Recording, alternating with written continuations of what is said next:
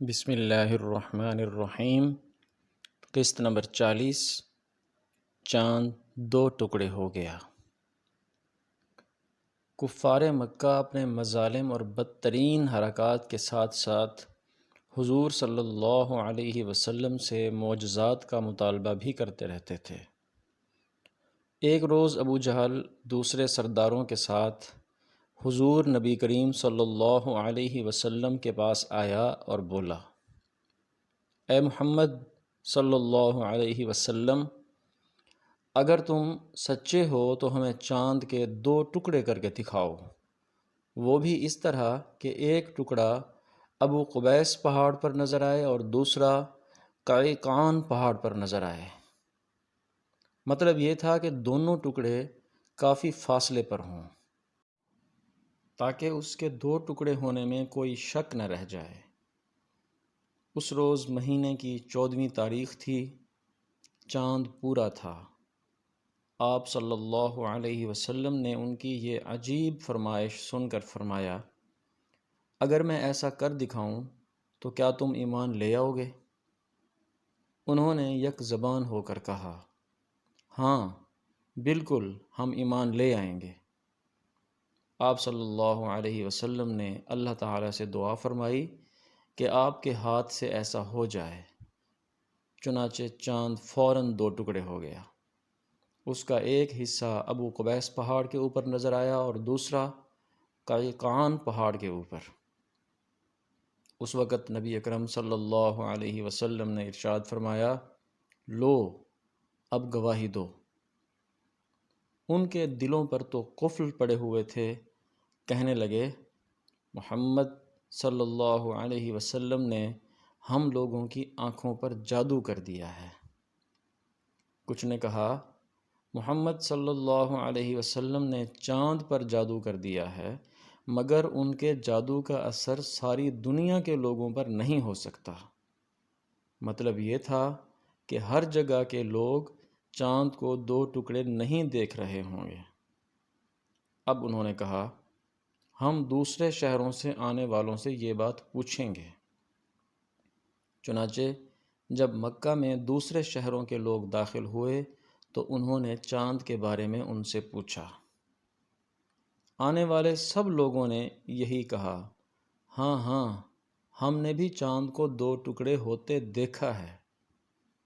یہ سنتے ہی مشرک بول اٹھے، بس پھر تو یہ عام جادو ہے، اس کا اثر سب پر ہوا ہے۔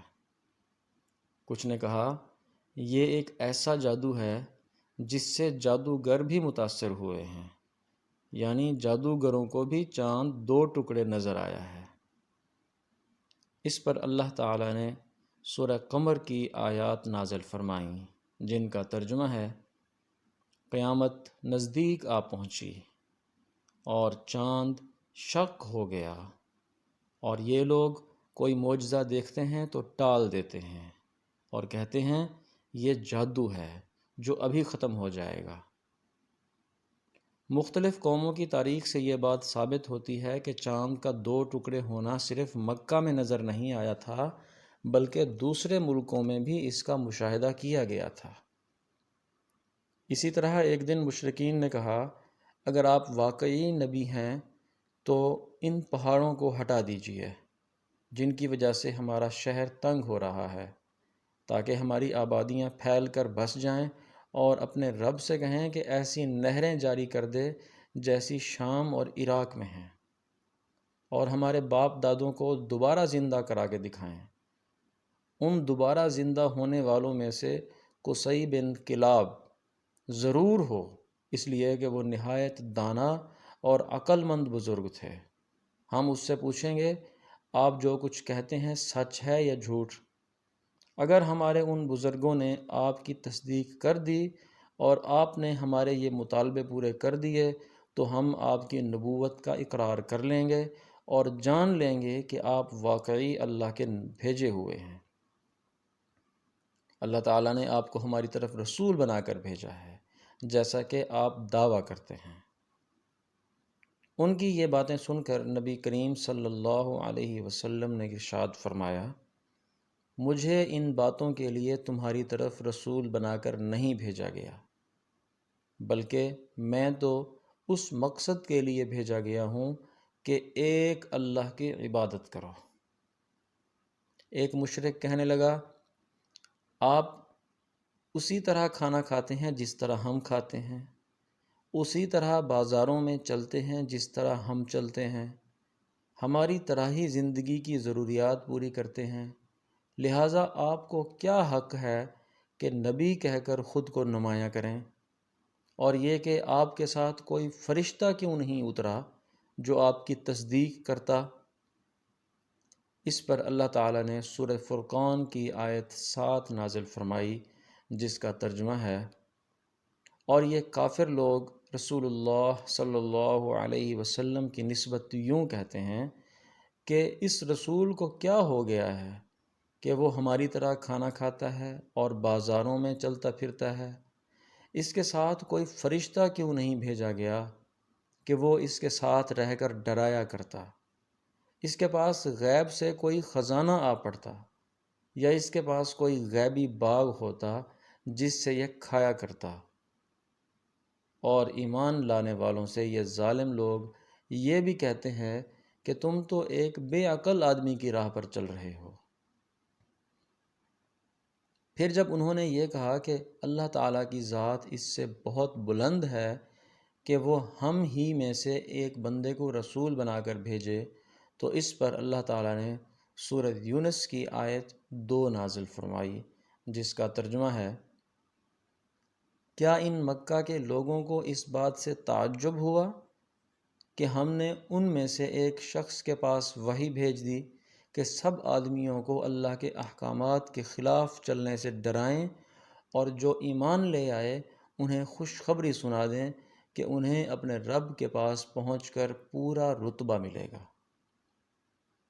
اس کے بعد ان لوگوں نے آپ صلی اللہ علیہ وسلم سے کہا، ہم پر آسمان کے ٹکڑے ٹکڑے کر کے گرا دو، جیسا کہ تمہارا دعویٰ ہے کہ تمہارا رب جو چاہے کر سکتا ہے۔ ہمیں معلوم ہوا ہے کہ تم جس رحمان کا ذکر کرتے ہو وہ رحمان یمامہ کا ایک شخص ہے، وہ تمہیں یہ باتیں سکھاتا ہے۔ ہم لوگ اللہ کی قسم کبھی رحمان پر ایمان نہیں لائیں گے۔ یہاں پر رحمان سے ان لوگوں کی مراد یمامہ کے ایک یہودی کاہن سے تھی۔ اس بات کے جواب میں اللہ تعالیٰ نے سورۃ الرعد کی آیت 30 نازل فرمائی، جس کا ترجمہ کچھ یوں ہے، آپ فرما دیجئے کہ وہی میرا مربی اور نگہبان ہے، اس کے سوا کوئی عبادت کے قابل نہیں، میں نے اسی پر بھروسہ کر لیا اور اسی کے پاس مجھے جانا ہے۔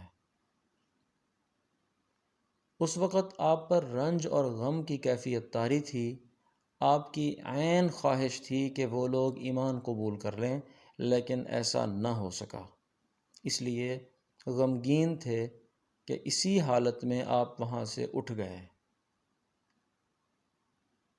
مشرکین نے اس قسم کی اور بھی فرمائشیں کیں، کبھی وہ کہتے صفا پہاڑ کو سونے کا بنا کر دکھائیں، کبھی کہتے سیڑھی کے ذریعے آسمان پر چڑھ کر دکھائیں اور فرشتوں کے ساتھ واپس آئیں۔ ان کی تمام باتوں کے جواب میں اللہ تعالیٰ نے حضرت جبرائیل علیہ السلام کو آپ صلی اللہ علیہ وسلم کی خدمت میں بھیجا۔ انہوں نے آ کر کہا، اے محمد صلی اللہ علیہ وسلم، اللہ تعالیٰ آپ کو سلام فرماتے ہیں اور فرماتے ہیں کہ اگر آپ چاہیں تو صفا پہاڑ کو سونے کا بنا دیا جائے، اسی طرح ان کے جو مطالبات ہیں ان کو بھی پورا کر دیا جائے، لیکن اس کے بعد بھی اگر یہ لوگ ایمان نہ لائے تو پھر سابقہ امتوں کی طرح ان پر ہولناک عذاب نازل ہوگا، ایسا عذاب کہ آج تک کسی قوم پر نازل نہیں ہوا ہوگا، اور اگر آپ ایسا نہیں چاہتے تو میں ان پر رحمت اور توبہ کا دروازہ کھلا رکھوں گا۔ یہ سن کر آپ نے عرض کیا، باری تعالیٰ آپ اپنی رحمت اور توبہ کا دروازہ کھلا رکھیں۔ سیرت کا یہ خوبصورت ترین سلسلہ جاری ہے، آپ سے گزارش ہے کہ چینل کو سبسکرائب کریں، ویڈیو کو لائک کریں اور دوستوں کو شیئر کریں۔